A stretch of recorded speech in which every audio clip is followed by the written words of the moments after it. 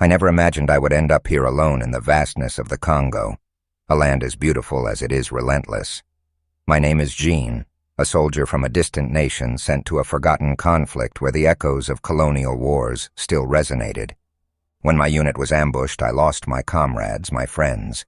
I found myself alone, injured in a jungle I did not understand, surrounded by unfamiliar sounds and shadows.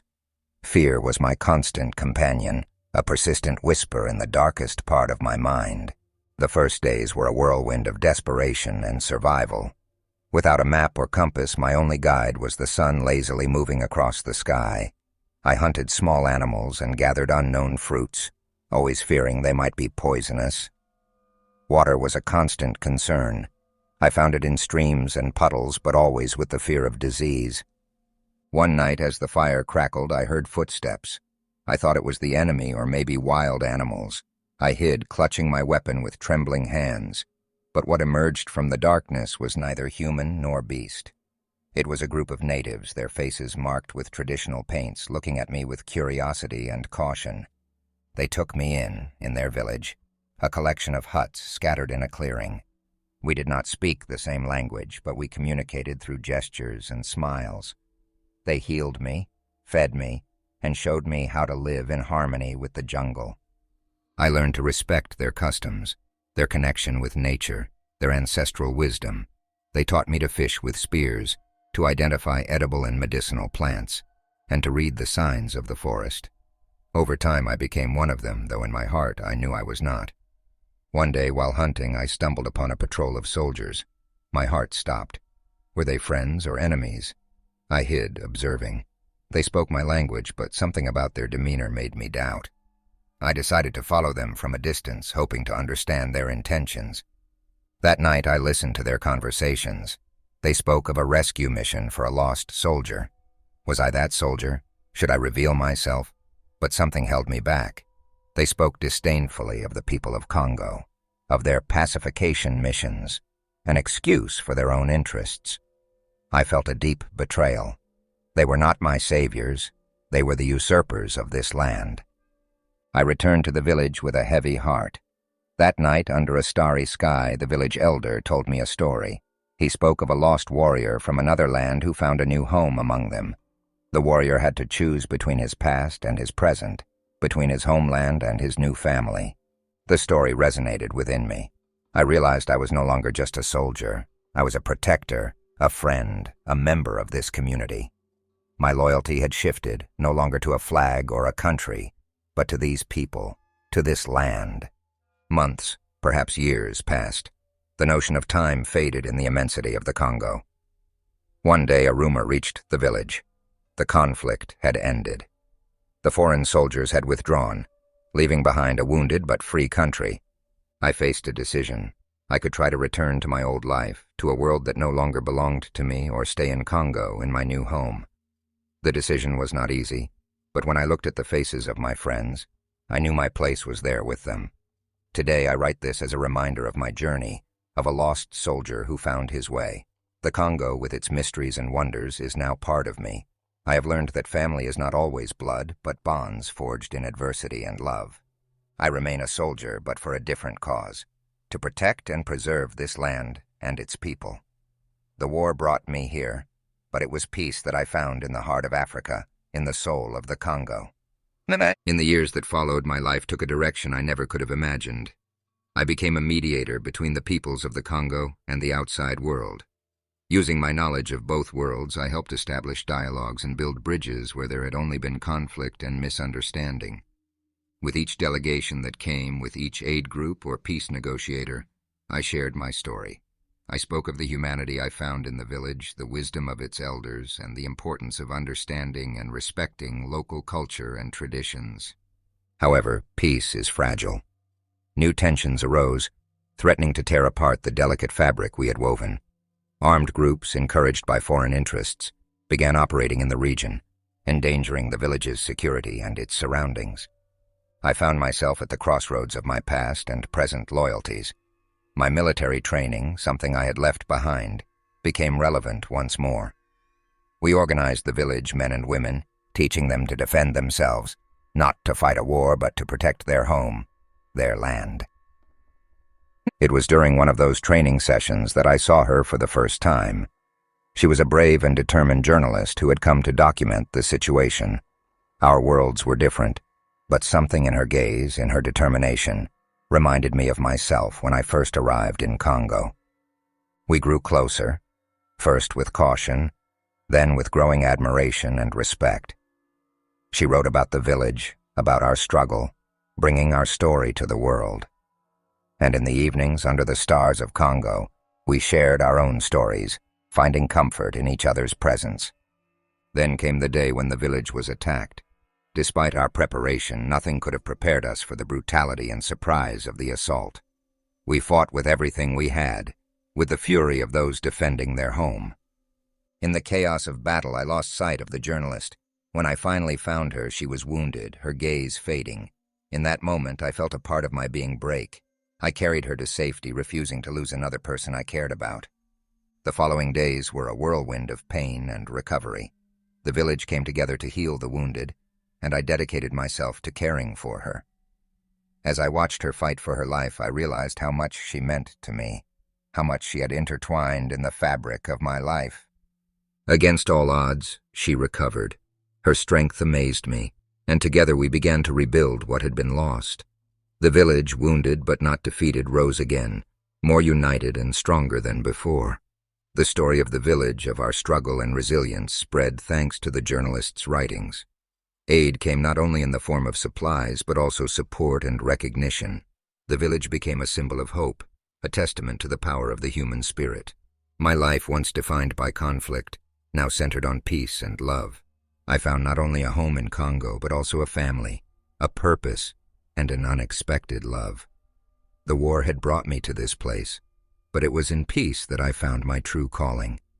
Now, sitting under the same tree where I wrote my first words in this journal, I look back on my journey. The lost soldier in the Congo found more than refuge. He found a life worth living, a cause to fight for, and a love that transcended borders and conflicts. The Congo, with its winding rivers and vast jungles, remains a place of mystery and challenge. But for me, it is home. And as the sun sets, painting the sky in shades of orange and purple, I know this is where I belong, where my story continues. I never thought I would return to Gallipoli, a place where history was written in blood and valor, a corner of the world marked by the echoes of past battles. But here I am, sitting in a small cafe in Sanakale, looking out at the strait, wondering what brought me back. My name is James Sullivan. Years ago, my grandfather fought on these lands during World War I. I grew up listening to his stories, the images of heroism and horror etched into my mind. When he passed away, he left me a diary, one he had never mentioned before. Its pages contained accounts of Gallipoli, more vivid and personal than he had ever shared. Today, at 35, after a life far removed from the stories of war, I found myself seeking answers on the same ground that once soaked up the blood of so many young men. It was a cloudy spring day. I walked along the deserted beaches of Gallipoli, where now only monuments and graves remained, tributes to the fallen. With my grandfather's diary in hand, I read his words while trying to imagine him young, running under enemy fire, fighting to survive. April 17, 1915. The landings will begin soon. Nervousness and fear among the men. We don't know what awaits us, but we are ready to fight for our country, he wrote. His words echoed in my head as I looked at the calm waters. How could this place, now so peaceful, have been such a brutal battlefield? Suddenly a sound pulled me from my thoughts, a distant echo like a whisper carried by the wind. I turned, looking for its source, but saw only the hills and the silent ruins. I continued my journey, venturing deeper into the heart of Gallipoli. Each step seemed to take me further into history, each page of the diary bringing me closer to my grandfather. I reached a hill from where I could see a panoramic view of the battlefield. I sat down, opening the diary to a marked page. April 25, 1915. Hell broke loose. I had never seen such chaos. The sea red, the beach a labyrinth of death. But we pressed on because retreat meant defeat. I closed the diary, shutting my eyes, trying to imagine that day. Then the sound returned, clearer this time. It was a voice calling me. I opened my eyes, and for a moment I swore I saw figures in the trenches, shadows of the past moving among the remains. I stood up, staring towards where I thought I saw the figures, but there was nothing, only the wind moving the grass. Still, I couldn't shake the feeling that something or someone was there. I decided to follow the direction where I believed I saw the shadows. The terrain was uneven, filled with trenches and craters, relics of the war. I walked cautiously, feeling a strange magnetism guiding me. I arrived at a point where the trenches intersected. There on the ground I found something shining under the sun. I bent down to pick it up. It was a worn identification tag, but still legible. Thomas O'Reilly, it read, along with a service number. The name was unfamiliar, but something in me compelled me to keep the tag in my pocket. I continued my journey, delving deeper into the trenches. Each step seemed to reveal more of the past, each corner holding an untold story. Then I arrived at a small clearing. In the center was an old, worn wooden cross. I approached and saw it had a name carved into it. Thomas O'Reilly, the same name as the tag I had just found. I stood there, looking at the cross, feeling an inexplicable connection. It was as if the spirit of Thomas had guided me there to tell his story, to ensure he was not forgotten. I looked around, imagining the soldiers fighting and falling in this very place. I felt a deep sadness, but also overwhelming respect. These lands were not just a battlefield. They were a sanctuary, a place of memory and honor. I opened the diary again, looking for any mention of Thomas, but found nothing. Perhaps he was just one of many names lost to history, one of the many young men who gave their lives in these distant lands. I decided I had to do something to honor Thomas and all those who fought here. I wasn't sure what, but I knew I couldn't let his memory fade. With a new purpose, I closed the diary and stood up. The call of Gallipoli, the echo of its heroes, had brought me here, and now it guided me towards a new mission. Looking one last time at Thomas's cross, I whispered a promise: "You will not be forgotten." With that promise in my heart, I began my return, knowing this was just the first page of a new chapter in my life. Back in Sanakale, Thomas O'Reilly's identification tag weighed in my pocket, a constant reminder of the promise I had made. I decided to research his story, hoping to discover more about the man behind the name. I started by visiting the local museum, a small building filled with war artifacts. Among the exhibits, I found letters, diaries, and photos of soldiers, but nothing about Thomas. However, I was not discouraged. I knew finding information about a specific soldier in such a vast war would be like searching for a needle in a haystack. Back at the hotel, I opened my computer and began searching military databases and war records. Hours passed, and gradually I started piecing together the puzzle of Thomas O'Reilly's life. He was a young soldier from Ireland who had joined the British Army. He arrived at Gallipoli as part of one of the first waves of troops. The more I learned about him, the more real he became. He was no longer just a name on a tag. He was a person with dreams, a family, and a story that deserved to be told. I decided to visit the nearby war cemetery the next day. Walking among the graves, I read names and dates, each marking a life and a story. I did not find a grave for Thomas, leading me to think his body might never have been recovered. Sitting under the shade of a tree, I opened my grandfather's diary once more. This time I read it looking for any mention of his comrades, hoping to find some reference to Thomas. And there it was, an entry dated April 30th, 1915. Met a young Irishman today, Thomas O'Reilly, a brave soul with a spirit that even this war cannot seem to extinguish. That connection, though brief, between my grandfather and Thomas moved me. I felt I was meant to uncover this story, to connect these threads of the past. I decided then to create a documentary project, one that would not only tell Thomas's story but also highlight the lives of those who fought and fell at Gallipoli. I wanted their stories to be heard, their sacrifices not forgotten. I spent the next few weeks gathering stories, interviewing historians, and visiting archives. Each story was a testament to the bravery, horror, and humanity found in war. One day, while going through old photographs in the military archive, I found one that stopped me in my tracks. It was a group photo of soldiers posing in a trench, and there in the background was my grandfather, next to a young man I immediately recognized as Thomas O'Reilly. His face, though blurry, radiated a mix of youth and determination. That photo was the missing piece, the tangible link between my grandfather and Thomas. I felt a surge of emotion and responsibility. It was as if my grandfather and Thomas were guiding me on this journey, ensuring their stories were told. My project was becoming bigger than I had imagined. It was becoming a tribute to all those who fought at Gallipoli, a reminder that even though their voices were silenced, their stories lived on. Finally, the documentary was ready to be shared with the world. On the night of the premiere, I felt a mix of nervousness and pride. The room was filled with people, some descendants of Gallipoli soldiers, others simply interested in the history. The lights dimmed and the screen lit up, revealing the first images of the documentary. I narrated the introduction, my voice bridging the past and present. This is the story of Gallipoli, told through the eyes of those who were there.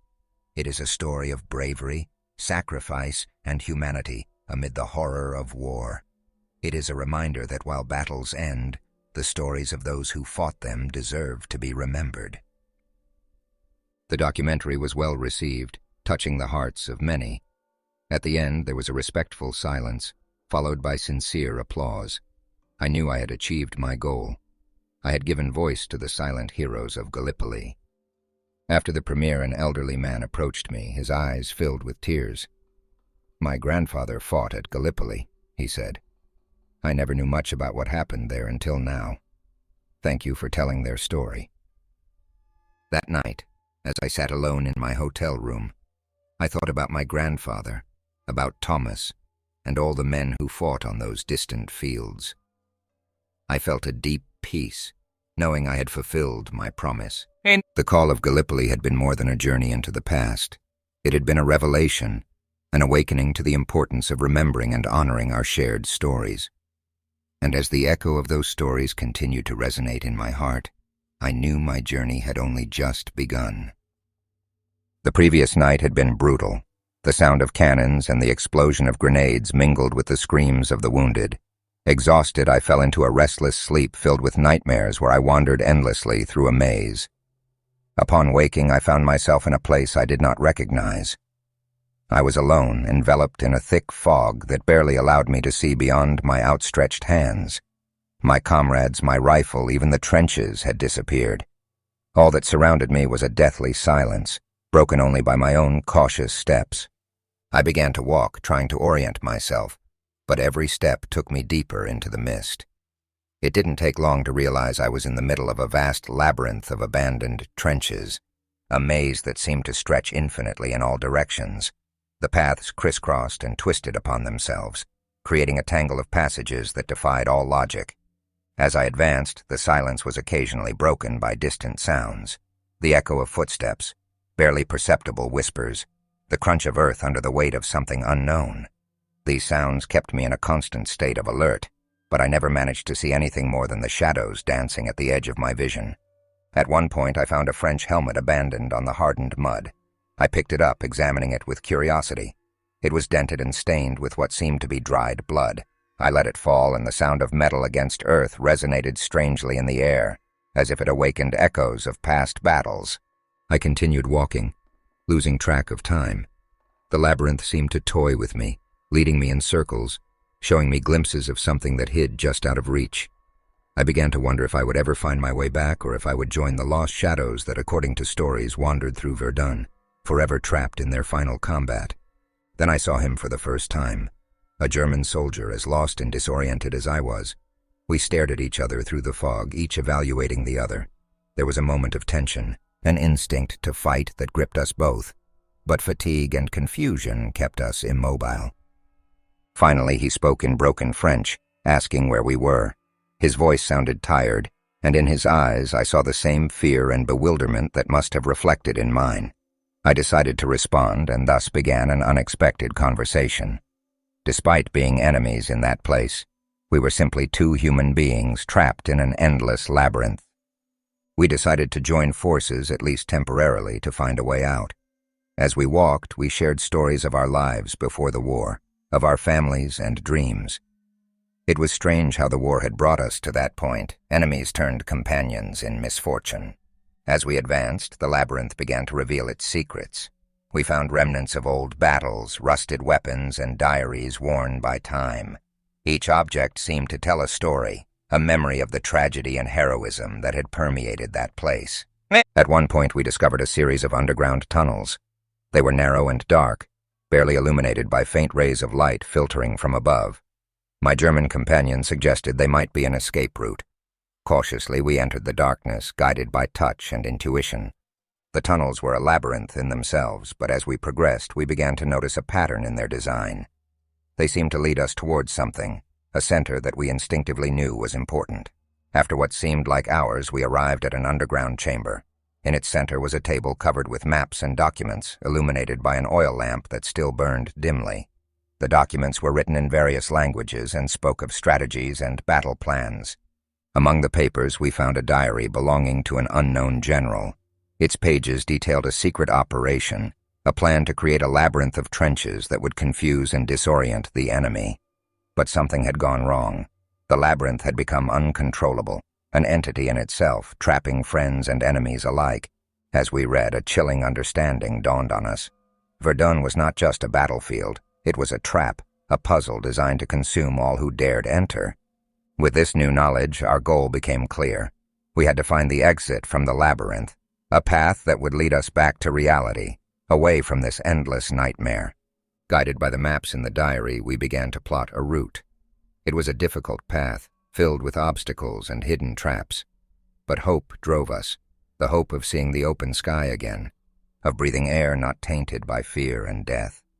Our journey took us through desolate landscapes, ruins of what once were trenches and bunkers. With each step, we felt we were getting closer to our goal, but also that the labyrinth resisted, as if it had a will of its own. Finally, we reached what seemed to be the heart of the labyrinth. It was an open field, surrounded by high walls of earth. In the center was an ancient stone structure worn by time. Cautiously, we approached the structure. Inside was a staircase descending into darkness. Without words, we knew it was the path to the exit, the end of our odyssey. We descended together, each step echoing in the silence. The staircase seemed endless, taking us deeper and deeper into the bowels of the earth. After what felt like an eternity, we saw a light. At first it was faint, but gradually it grew brighter, filling us with a renewed sense of urgency. The staircase ended in a small tunnel that opened into a clearing. With hearts pounding, we hurried towards the light, finally emerging into the open air. The sun shone brightly, momentarily blinding us. We found ourselves in a field far from the trenches and the war. The labyrinth of Verdun was behind us, but the marks it had left on us would remain forever. They always told me that war changes a person, but they never told me it could change reality itself. My name is Jack Thompson, and this is the story of how I found myself in the middle of a mystery that defies all logic in the scorching sands of the Gulf War. It was 1991, and I was a young soldier full of ideals and a thirst for adventure. My unit was sent to Kuwait to liberate it from Iraqi forces. The images on television did not do justice to the chaos we found there. The sky was always tinted red by oil fires, and the air smelled of gunpowder and fear. In our first week, while patrolling a desolate area, we came across a small village. It was almost deserted except for an old man who stared at us intently. He approached and in broken English warned us of a soldier who never died. We thought it was just the delirium of an old man, but his words haunted me. One night during a routine patrol, we heard gunfire. As we approached, we saw a man fighting alone against a group of enemy soldiers. He was agile, his movements precise, almost supernatural. The strangest thing was that he seemed to be alone, with no support. What happened next was even more surprising. Despite being hit several times, the man did not fall. He continued to fight with a ferocity I had never seen. When the enemies finally fled or fell, he turned to us. His gaze was filled with indescribable pain, and then he simply disappeared into the darkness. My comrades were convinced it was an enemy trick, but I wasn't so sure. I remembered the old man's words and began to wonder if there was something more at play. I decided to investigate on my own. Every time we went on patrol, I asked questions of the locals. Many shrugged, but some whispered about a cursed soldier, a solitary figure doomed to fight forever. One afternoon, while exploring some ruins, I found an ancient inscription. Although it was in a dialect I did not recognize, one word stood out clearly: immortal. Something in those carved letters sent a chill down my spine. My curiosity led me to a small museum in Kuwait City. There, an elderly historian told me a local legend. He spoke of an ancient soldier, a brave warrior who had been betrayed and murdered by his own men. Cursed by his thirst for revenge, his spirit found no rest, doomed to fight in every war that plagued these lands. One night under the moonlit desert, I saw him again. He stood looking at the horizon as if waiting for something. I approached cautiously. "Who are you?" I asked. He turned to me, his eyes reflecting centuries of war. "I am he who cannot die, he who is bound to this world by betrayal and pain," he said in a voice that sounded like the wind through the dunes. We talked for hours. He told me about the battles he had seen, the civilizations that had risen and fallen while he continued to fight. His tale was a mix of history and legend, a living chronicle of humanity at its rawest. Before dawn, he stood up. "My time here is coming to an end, but war never ends," he said, looking east. "Remember my story. Share it with the world. Maybe one day peace will prevail, and my soul will find rest." I promised I would, knowing in my heart that his curse was a grim reminder of the horrors of war. I returned home with a changed perspective. The war had shown me the worst and the best of humanity. The story of the soldier who never died became a part of me, a tale I shared with anyone who would listen. And although the Gulf War had ended, I knew that somewhere the soldier was still fighting, waiting for the day the world finally learned to live in peace. Now, years later, as I write these words, I wonder about the fate of the immortal soldier. Would he ever find peace? Or would he continue to be an eternal witness to human battles? The only thing I know is that his story is a constant reminder of the costs of war and the importance of seeking peace. In the sands of time, he remains a symbol of resilience and hope, the soldier who never died. Years passed, but the story of the immortal soldier stayed with me. I retired from active service but could never completely distance myself from military life. I became a historian specializing in Middle Eastern conflicts. The image of the tormented soldier drove me to seek the truth in war stories. One day, while researching old archives, I found a document dating back to World War I. It spoke of a nameless soldier who appeared on the most brutal battlefields, fighting with supernatural skill. The description surprisingly matched the man I had met in Kuwait. Could it be the same? I continued my research, unearthing more accounts of this soldier throughout history. Wars changed, armies evolved, but his presence seemed a constant shadow. On a trip to Iraq, searching for more clues, I met an old man who claimed to have seen the soldier during the 2003 invasion. His description was identical. "He does not fight for any side," the old man said. "He fights against war itself." One night, in the same desert where I first saw him, I met him again. It seemed like not a day had passed since our last encounter. "You have sought answers," he said in a weary voice. I told him about my discoveries, about how his legend seemed to transcend time. He listened in silence, his face a mask of sorrow. "War is an eternal curse for some," he finally said. "But your quest for truth, that can be a blessing." I realized that my mission was not just to preserve his story, but to fight against the very idea of war. I began to write, to speak at conferences, sharing not just the legend of the immortal soldier, but also the stories of those affected by war. My work took me to distant places, from the hills of Afghanistan to the streets of Sarajevo. In each place, I shared the soldier's tale, promoting dialogue and understanding. The world kept changing, and with it, the nature of war. But my commitment to peace remained firm. The soldier's story became a symbol of resistance against violence and suffering. In a symbolic act, I returned to the desert where it all began. There I planted a tree, a gesture of life in the midst of desolation. Perhaps, I thought, it could be a symbol of hope, a reminder that even in the darkest places, life can flourish. Now, at the end of my career, I look back and see how the story of the immortal soldier changed my life. His eternal struggle against war became my own battle for peace. In quiet nights, I sometimes wonder if he still roams some distant battlefield, his unbreakable spirit fighting against hatred and destruction. His story, like that of so many affected by war, is a reminder of our shared destiny and the importance of fighting for a more peaceful world.